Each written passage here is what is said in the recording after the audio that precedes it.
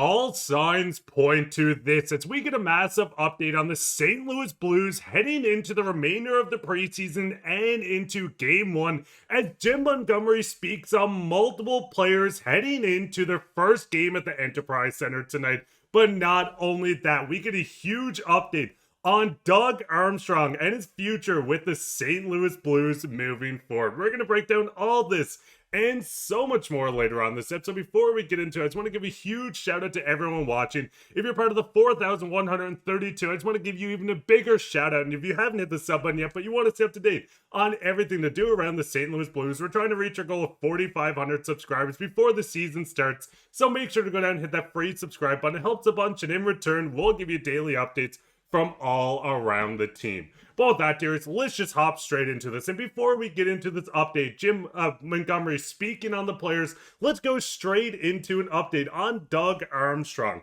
Now, Tom Stillman, the chairman of the St. Louis Blues, was in the interview and spoke on Doug Armstrong. He said this isn't his final year. A transition will take place. Steam will take over some of the day-to-day as GM, but Army will retain his role of president of hockey ops for the next 3 seasons. So this is awesome. Seeing Doug Armstrong is not going to just kind of disappear from the face of the earth or from St. Louis, as he will continue helping not only Steen build a team, but with this group building for another championship. Now, Doug Armstrong has been with his team for quite some time. We've seen him come over in 2008 and 9, taking over as a player development personnel. He goes into taking over the GM. He won the city of Stanley Cup with moves. But Darius, what is your thoughts on Doug Armstrong not only staying, but still having a significant role with the St. Louis Blues team? Yeah, well, I think that a lot of us were under the assumption that, he was going to disappear in a way where obviously Alex Steen would take over and he would no longer be the GM. But I don't think he was ever just going to disappear into thin air or anything like that. I'm sure he was still going to stick around. But I think this is actually good news. It wouldn't really make that much sense, even though I know Alex Steen has been, kind of shadowing him for the last couple of years.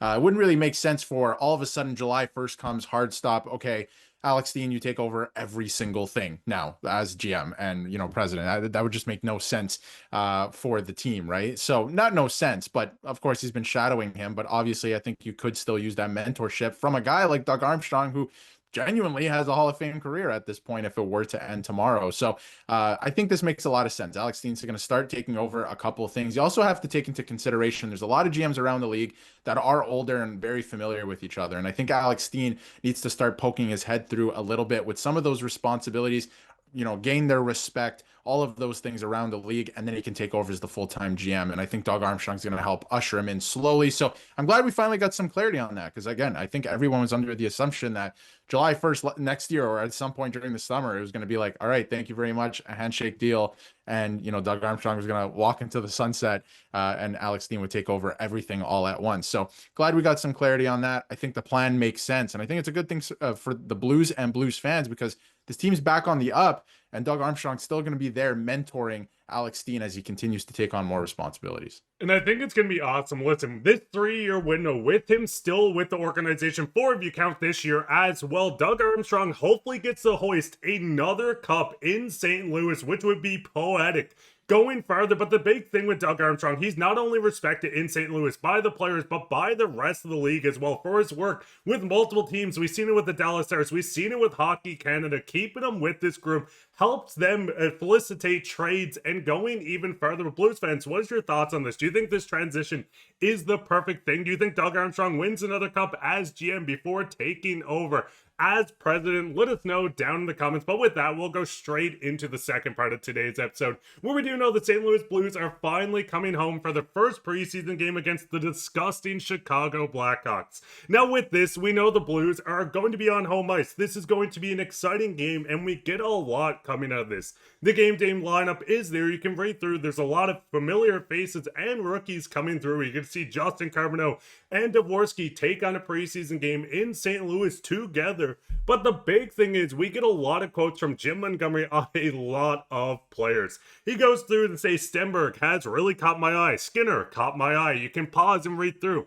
every one of these rookies that seem to be going into tonight's game, especially Dvorsky and Carbonell, have caught his eye. You go even farther into this as soon as I can find him. Going into Juracek's another guy that has been really dynamic. He's going to be good one for us. Now, we see a lot of high praise. He said a lot about a lot of players, which I think is his goal, to not give away a real big player that has stood out to him. But going into the game tonight, Darius, is there anyone in particular? And listen, there's one player we're going to touch on a lot in this episode, but is there anyone in particular that is going to really stand out to see how he performs?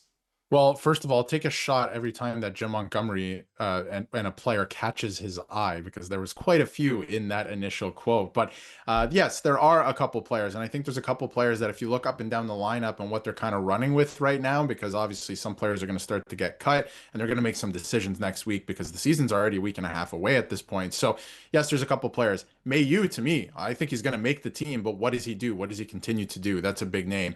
Juracek as well. I think he's going to be a great player in the future, but what can he do with this opportunity, and where does he end up playing as well? And then obviously the ones that, we've been talking about forever at this point. Carbonell, what's he able to do? Dvorsky, this is the time. The time is now for these guys. If you want to make the team, you have to steal a job away now. And Carbonell, I think, has played well. He scored some goals, all of those things, but you have to do all of the little things well as well, right? The little details, coaches look at that stuff. So if they're not doing that, guys like Matthew Joseph are going to make the team. And nothing against Matthew Joseph. I was just talking in the summer that, we're just really big fans of Justin Carbonell over here on the channel. And that'll be interesting to see who makes the team and who steals a job away, if they even do. But the lineup right here, this looks like this could be the lineup heading into the season. That's not a bad thing for the Blues. This is a deep lineup and a fun lineup, I think. But I am looking towards some of the younger guys on the team to come in, make a bit of an impact, see if they can steal jobs away right here at the buzzer, because there is only a handful of games left before the season starts. So it's going to be some interesting decisions made here over the next little while.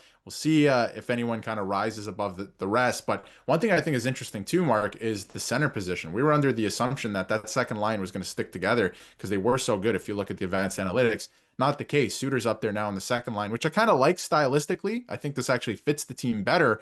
But we do know from last season, Schenn did work well in between Holloway and Kyrou. And I think that's a good problem to have. You're seeing a lot of these line combinations having Suter on the second line and Brayden Schenn on the third line. Suter a bit younger and someone that potted 25 goals last year. He does fit in that top six. But you can also interchange these guys. You can go into game after game and rotate them. And I don't think either is going to be out of place. But I think that's the biggest story with this Blues team going in, other than Carbonell making the group. But going into Brayden Schenn, who has been a staple on this team, the captain, someone that's hoisted a Stanley Cup. With this Blues team, getting Schenn into the lineup is a no-brainer. He's going to play somewhere in the top 9, but I do like the fact that Jim Montgomery can go out and say, hey, we're going to spread this out a tiny bit. I mean, looking at the projected lineup going into game 1 of the regular season, having Schenn down there with Jake Neighbors adds a veteran presence. Listen, Suter does as well, but a bit more leadership coming from Schenn. This is the perfect opportunity to get Justin Carbonell on that line. If you wanted someone that's a captain, someone that has the leadership, that has won a Stanley Cup, that can lead him in the right direction, I think having Schenn here is a little underrated. And it kind of, and listen, I don't want to go and speculate, but I think it kind of pushes that maybe one of these young guys do get a bit of a sample size to play on the third line. That third line wing is the biggest question mark on the team. So I think having him here is the perfect opportunity. Schenn has done everything for this group. He hits, he wins faceoffs. Defensively, he has been great. He goes out to score goals, close on 20 last season. Darius, do you think there is a world, or am I just kind of losing my mind with saying that this third line is shaping up for Jim Montgomery to say, hey, we have a leader, we have a young breakout player, why don't we put a rookie there for a couple of games? I think it's very possible. And there's a couple guys that I think are fighting for that spot. I think Dvorsky, to me, would either play left wing or center. So I see a really good possibility he's going down to Springfield at this point. He's going to start in the AHL. And again, not a bad thing. We've been talking about it the last few weeks. But Carbonell is an interesting one. It's, junior or the NHL, but they can keep him from 9 games. So I do wonder, because of the cap space they're going to have, they don't have to worry about that whatsoever, because Torrey Krug's contract's going on LTIR. It's going to free up a ton of cap space so you can keep a couple guys around as reserves for a little while, right? Unless you want to make a trade later on in the season. But for 9 games until December 1st for Carbonell, that could make some sense. So I do wonder if he sticks around. They do use him in one of the first games of the season. I think that could be interesting, and he could fit in on that third line. He would play right wing.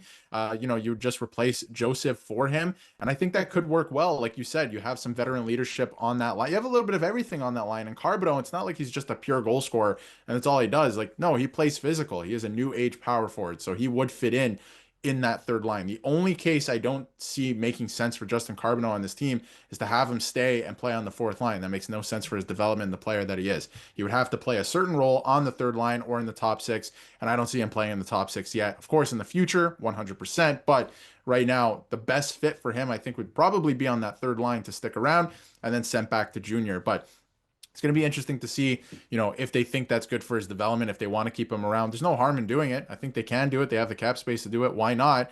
But we'll see how he continues to play the rest of the way. And I think it works perfectly. You have the cap space. You don't need to waive anyone to get the room to bring Carbonell up. So you can put Joseph in the press box. Get him a little hungry to get back into this lineup. Let these players fight for the position, which we have seen all training camp and preseason. What was your guys' thoughts on this? What's your thoughts on Jim Montgomery having 3 more years after this year with the organization? Do they win another cup in this window? Let us know in the comments. And do you think Schenn is the perfect third-line center to play with Jake Neighbors and whatever other player makes that line? Let us know in the comments. Speaking of comments, let's go straight into comments today. Coming from Ace Rob, and he says, great job, gentlemen. Thanks for the breakdown. We're going to be here not only during the preseason, not only during the regular season, but going into the playoffs when the Blues make it. So make sure to stick around and hit that subscribe button if you want to stay up to date and catch daily updates from all around the team. But I've been your host, Marco, with my co-host, Darius, and take care, Blues fans.